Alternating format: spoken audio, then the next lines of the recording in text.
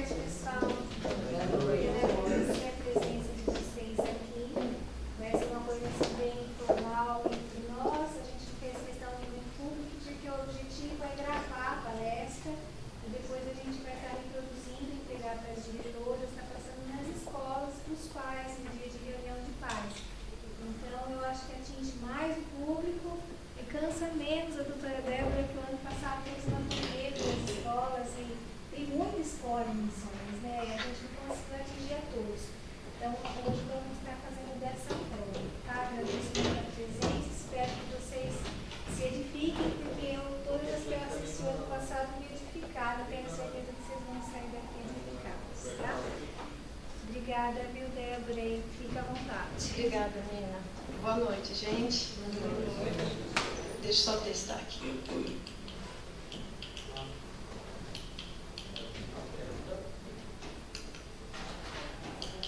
Esse aqui não está indo.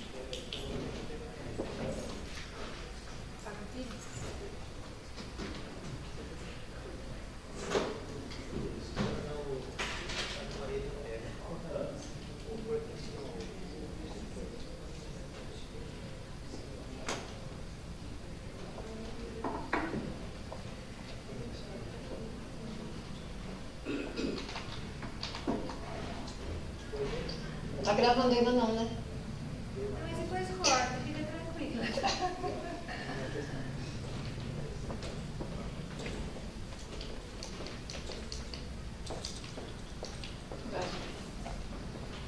Então vamos dar início aqui à nossa conversa, né, sobre família e educação.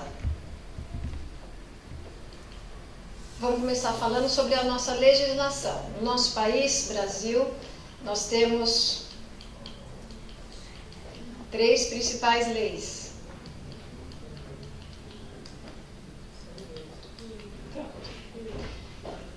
A Constituição Federal é a nossa lei maior e ela fala sobre família e educação. O artigo 205 diz que a educação, direito de todos, dever do Estado e da família. O artigo 227 é dever da família, da sociedade e do Estado assegurar à criança e ao adolescente o direito à educação. O artigo 229 diz que os pais têm o dever de assistir, criar e educar os filhos menores. Depois da Constituição vem o ECA, que é o Estatuto da Criança e do Adolescente. O artigo 4º repete o que diz a Constituição e diz: é dever da família, em primeiro lugar, da sociedade e do Estado, assegurar à criança e ao adolescente o direito à educação. Aí temos um terceiro diploma legal, que é o Código Civil, que diz no artigo 1634, que compete a ambos os pais, qualquer que seja a situação conjugal. Então, estejam separados, divorciados, mesmo na hipótese de nunca terem vivido juntos, é dever de ambos o pleno exercício do poder familiar, que consiste em, quanto aos filhos, dirigir-lhes a criação e a educação e exigir que lhe prestem obediência, respeito e os serviços próprios de sua idade e condição.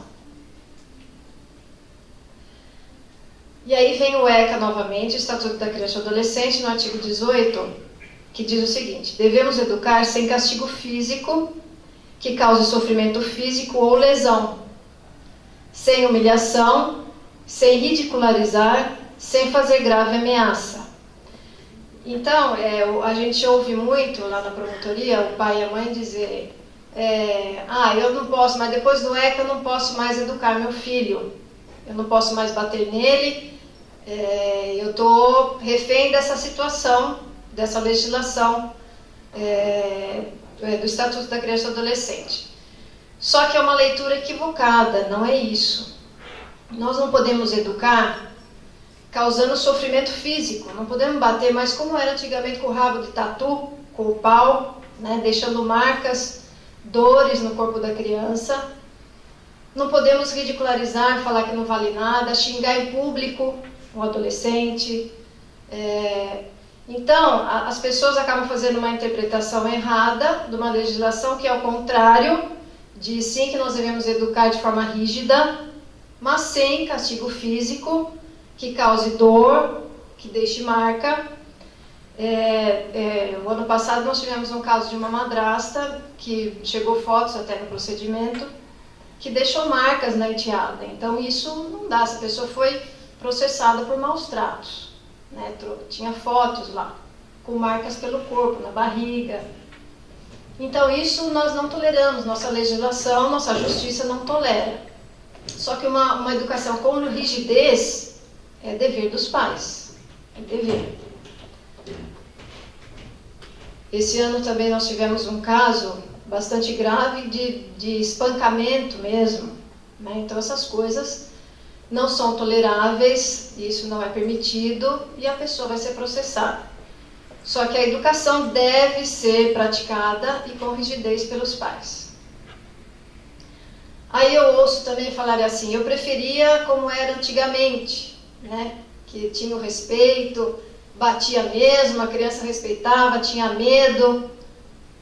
E aí, gente, são outros tempos, não dá mais para voltar como era antes, né? Então, nós vivemos outros tempos, então não tem como, por mais que ache que era bom, antigamente, não dá mais.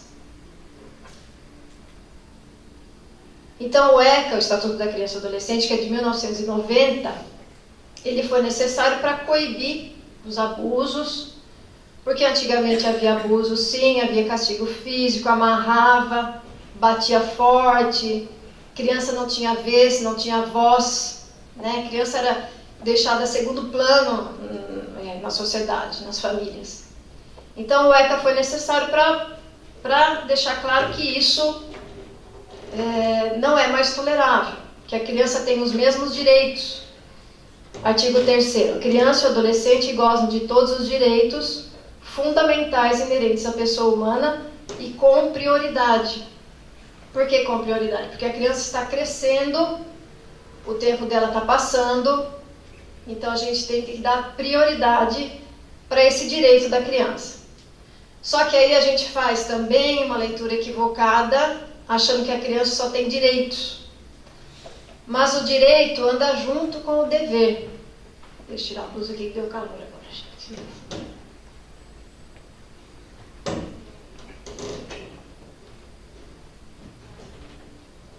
Direitos e deveres sempre andam juntos. Então, se a criança é considerada uma pessoa com direitos também, toda pessoa que tem direitos tem deveres.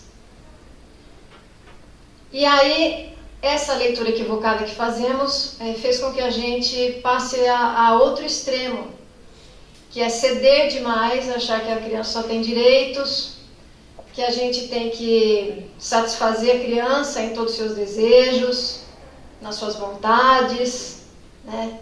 Deixar a criança decidir as situações, isso acontece muito. Onde nós vamos almoçar, o que você vai comer, onde você vai sentar, a gente deixa muito para a criança decidir. E a criança não tem essa autonomia, ela não tem essa independência. Por isso que nós estamos perdidos, né, na educação dos nossos filhos. E eu falo nós porque eu também tenho criança em casa e eu sei o quanto é difícil, mas é pelo amor que a gente tem que educar. Então hoje nós cedemos demais achando que as crianças e adolescentes só têm direitos e a gente não pode dizer não à criança e adolescente. Não é culpa da gente, não é. É uma mudança da sociedade que vem desde... O ECA é de 1990, mas é desde 1960 que vem uma mudança na sociedade, porque a partir dessa data, a sociedade, os profissionais da saúde começaram a dizer que dizer não, aquela autoridade de pai e mãe de antigamente, dizer muitos nãos, a criança não tem direito, educando com aquela autoridade rígida demais, que isso causou danos à psique da criança e do adolescente. Então, a partir de 1960, a sociedade passou a pensar dessa forma, e os profissionais da saúde também, que aquilo causou danos. Então veio essa mudança E no nosso país veio o ECA, 1990, que confundiu muita gente. E aí nós estamos vivendo esse outro extremo de crianças violentas, crianças desrespeitosas, essa bagunça nas escolas, que as escolas não conseguem cumprir o papel delas de educar, né, de dar escolarização. E aí, se não tem a educação em casa, a formação em casa, e não tem a educação, a escolarização na escola, olha a sociedade que a gente está formando, né? Então, é tudo uma leitura equivocada, a gente está em evolução, né?